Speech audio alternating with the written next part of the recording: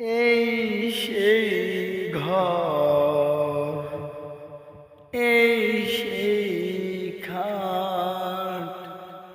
বিছানার পাশে আছে পানের বাটা, চশমাটা পরে আছে পাশে, শুধু মানে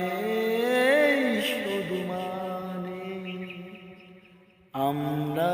ছেলেরা মায়ের ভক্ত,